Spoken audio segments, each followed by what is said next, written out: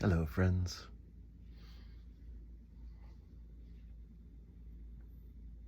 Hello, friends.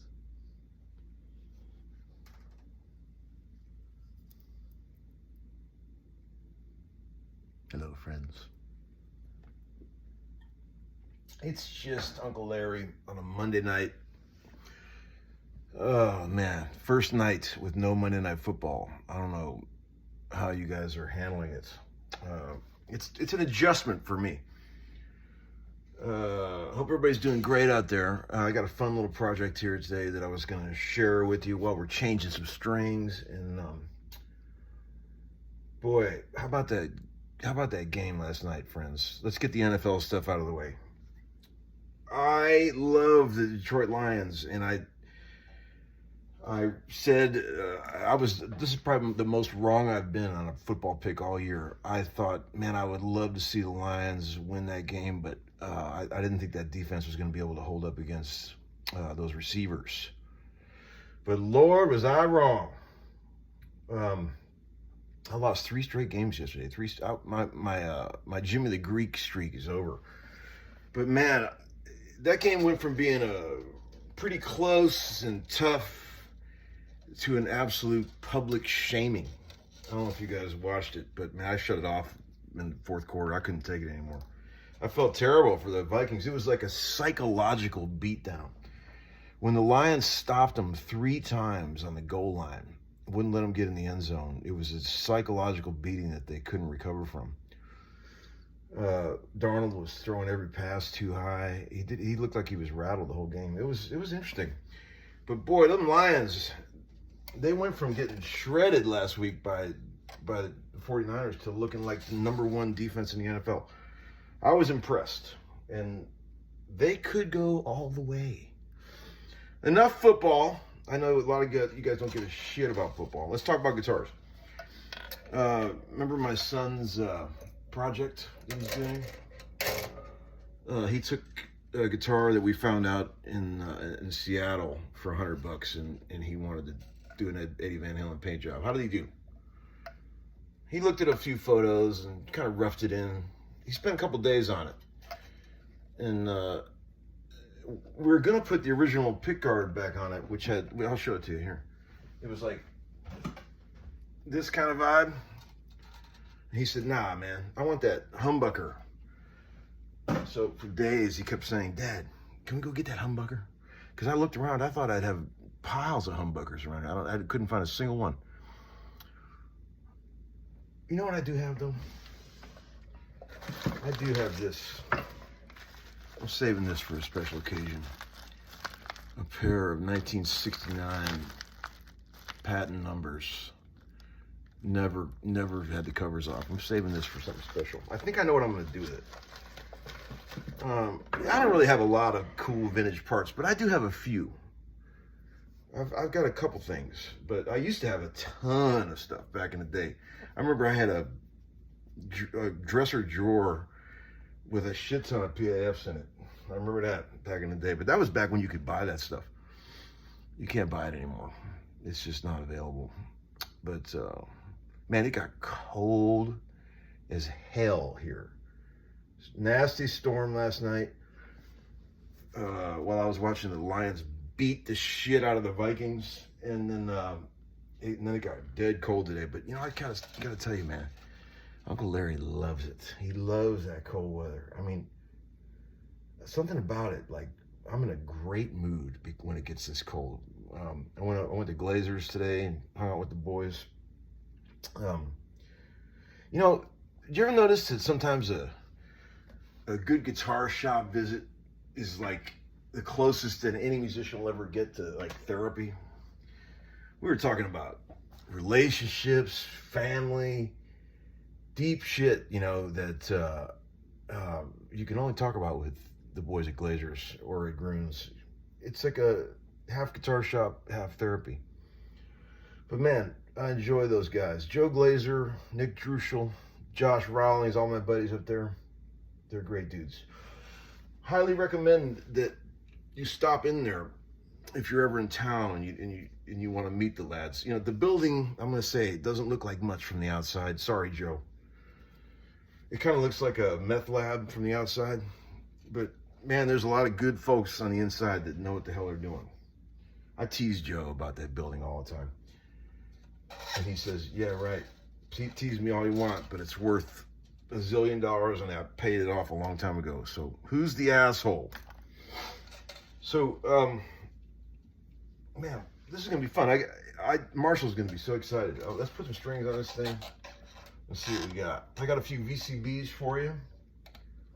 We can get that cooking. I just got the iPad sitting there, so I'm just gonna scroll through the comments on my last video and see what we got. See if we got anything good that we can get into. Let me get this string on. See how the pickup height is. I just screwed it right into the body like Eddie did. Let's see how he did. It's probably a bit low, I think. Let's see.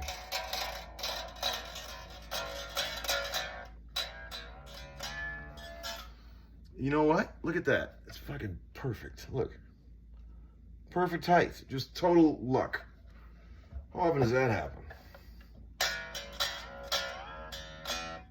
Okay, let's see what we got. VCB. I'm just gonna randomly pick some of these. Hey Tom, this is random, but did you or Brent Mason play the solo on "I Keep on Loving You" by Reba McEntire some 20 years back? It's killer tone. I have no idea. I would have to hear it or look it up. I played on a lot of Reba's stuff back in the day, but if it was 20 years ago, it was probably Brent, because I think I started working with her like in 2005, 6, something like that. I'm just guessing, but if it's awesome, it's probably Brent.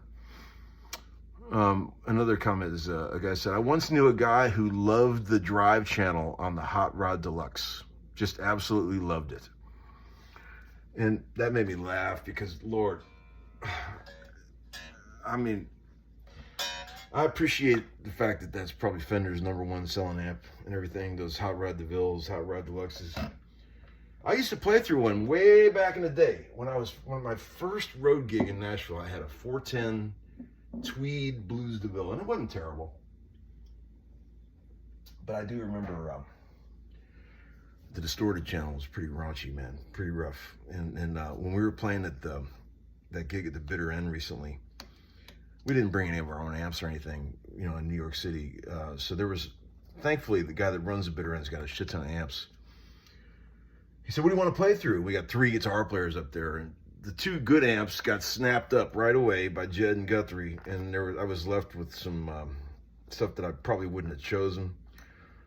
And one of them was a new Princeton Reverb reissue, 68, which is a fine amp and everything, but I don't hate that amp or anything, but it just wasn't loud enough to play a gig like that. I mean, I had 0 headroom, and I think the boys could tell at the sound check that I was a little unhappy. And Jed kept saying, "Hey, mate, take this amp." It was an old Blackface Deluxe Reverb, which I would have liked to, you know, bring with me. And I said, "Nah, mate, you use that. You know, you use that." And he said, "Nah, come on, man, you play it." I said, "Nah, you use it." And then finally, the guy that owns the club said, "I have a friend that can bring us another old Blackface Deluxe Reverb," and he did. And I can't remember the guy's name, but it saved my ass. I used it for 2 straight nights, and I really wanted. The guy is out there, and you know who you are. Thank you for doing that. That really helped, because you just need a little. Princetons are great, but you just got to have a little bit of headroom when you're playing a club like that, at that size, you know. But we got through it. Look what else happened. Totally randomly, how good the pole pieces line up with that string. This is just a guess. I just screwed it in there. I got lucky. It's my lucky day, friends. Let's see what else we got. One guy said,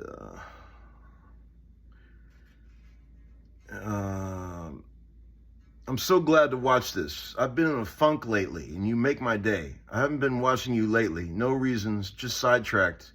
You are a huge blessing to thousands of players, maybe millions. Just being yourself. Thank you, Uncle Larry. Man, thank you for that sweet comment. That means a lot. I mean, when I open these comments and I see a lot of those types of things, I really appreciate it, friends. I'm glad you're getting something out of these, and that, you know, I can entertain you for a few brief moments. You know, I enjoy making these videos. It's like these bench videos here. It's great to just be able to yak for 20 minutes without anybody interrupting me. Let's see. A lot of people agreed with me about Pump It Up being an amazing song when I was talking about the Elvis Costello record. There was one guy who said he hated it, but I think he was the outsider. What was I?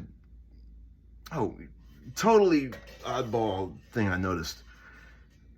This is only for the prog rock freaks out there. Most of you people are not going to get this, but I listened to a few weeks back. I listened to this old Leo Sayer song called "When I Need You." I think I talked about it on the show. 70s AM gold, you know, super pop, soft rock thing. And I was listening to. I always liked Leo Sayer. I know that's kind of a guilty pleasure. A lot of you guys probably don't like that, but I thought he was cool. But did you ever notice, all you prog rockers, how much his voice sounds like Trevor Horn when he sings? Like if Trevor Horn sang "When I Need You" by Leo Sayer, it would be an exact match. I'm just saying. Imagine that. That would be a pretty weird sort of mushroom dream to have if you were going to picture something really wacky like that. Okay, what else? Hey Tom, I got an XTS modded GE7 today. Love it. Thanks for the recommendation.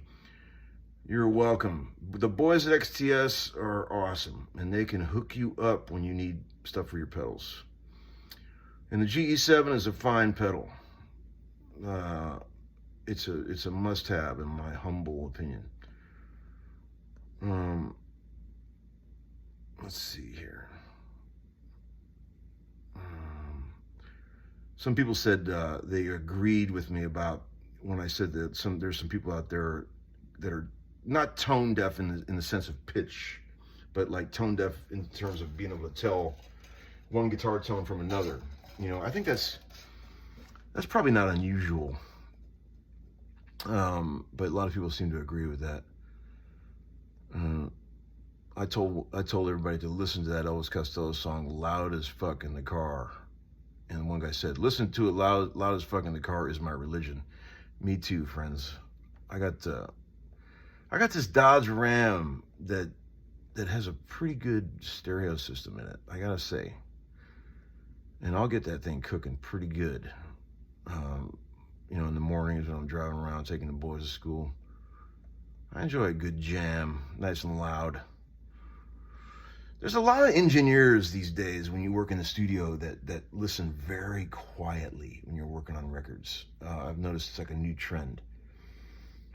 You walk in the control room to listen to what you just played and they barely got the speakers on. And it's like, I realize these guys are all trying to save their ears and everything because they've got long careers ahead of them, and they'll be mixing records, and they always say they can hear better detail very softly, which is probably true. But man, when I walk in the control room, I'm not gonna lie, I like it when people crank it up and you can really hear it. Maybe I'm old school, maybe I'm a dinosaur, but boy, I sure like it. I want to hear it. Like when I'm producing records, man, I have that shit cooking in the control room. I mean, unless you're doing some deep editing and you can turn it down, but I'm just saying, when you're enjoying it, turn the shit up. Let's see.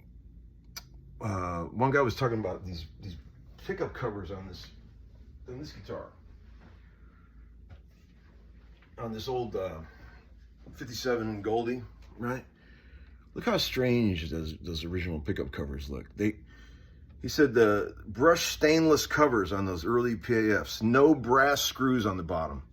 I think they sound better than the later PAFs because old timers used to cut the screws off where they stick out of the bottom for more highs. See, I've never heard of that.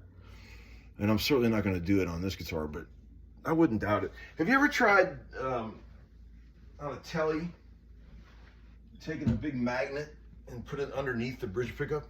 That works pretty good. You can get a little more juice out of the pickup that way. Let's see. That's a pretty cool trick. The old magnet under the pickup.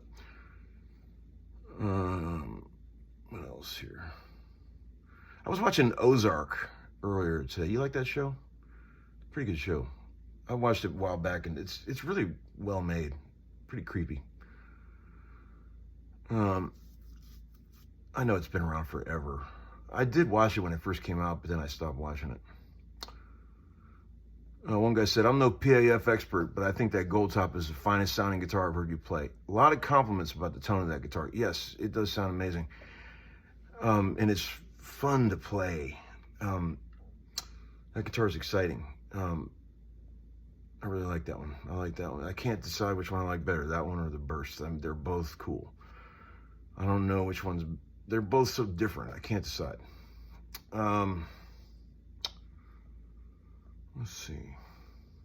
I'm looking for more VCB. Greg Koch gave you a little shout out on the Rick Beato interview. Yes, I watched a bit of that. He's a cool guy. I never met him, and but yeah, he's cool. Seems like a pretty fun guy to hang out with. I wonder where he lives. I have no idea where he lives. Is he a Nashville guy? I have no idea. String Locker said, I've never tasted salmon. I was talking about making salmon and burgers the other day, and he never tasted salmon. That's interesting. You think he's being serious?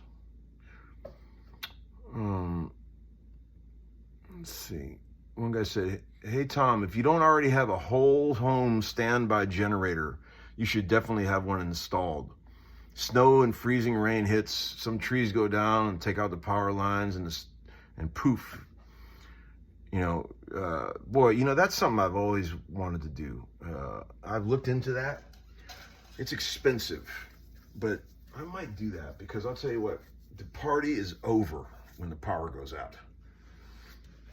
I'm telling you, man, you realize how much shit in your everyday life, you know, that you do all the time just requires AC power. Like, I mean, everything. And like, except you're sitting with an acoustic, you can do that. Or if you're making out with a chick, that's cool too. But I'm just saying, it's probably a good investment. And I might do that. I might do that.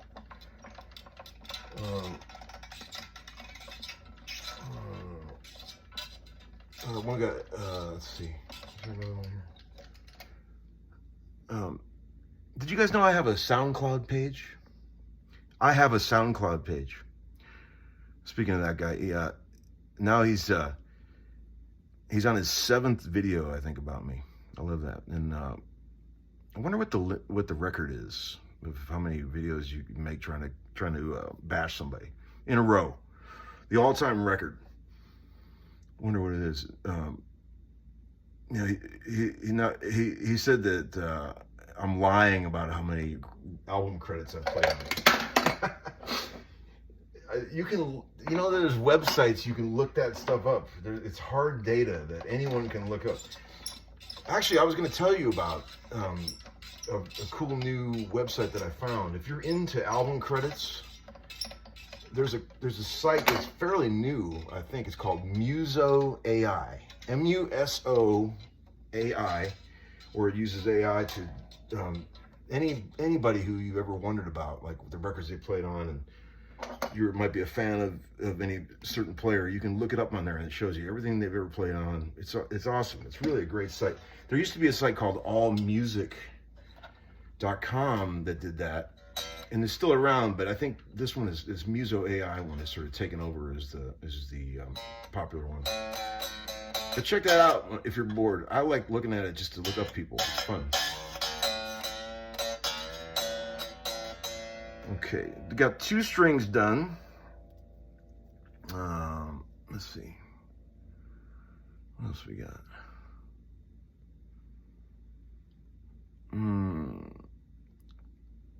Let's see. Oh, the one guy said they call it Irish pub green when that happens. And I said, when what happens? And he said, the way that Lake Placid blue on that Stratocaster you have turned to green. I didn't know that's what they called that, but I see that. Irish pub green. I love Jimmy Jimmy Sloas borrowed that 65 P bass I just bought with that same color, and man, I'll tell you, when I saw the look on that boy's face when he was playing that thing, I was like, it looked like a man who just met the love of his life. And you know, of course I'll sell it to him if he wants it. I would love to have it, but I'll probably use it on a session once a month, maybe twice a month. He'll play it every day, so I'm gonna let him have it if he wants it. But maybe he'll let me keep it. We'll see. I think that's it for today. I hope everybody's doing great out there. Stay warm, people, because it's nasty out there. If you're in the Nashville area, you don't want to be sleeping outside tonight. I promise you. But anyway, everybody, thanks for checking in, watching the homeschooling program. I'll be back soon with more updates. I got a busy work week coming up. Lots of stuff. So maybe I'll do it like a session check-in or something. Okay? We got some Blake Shelton coming up and some other stuff. So there you go. All right, friends. I'll see you all later. Peace out.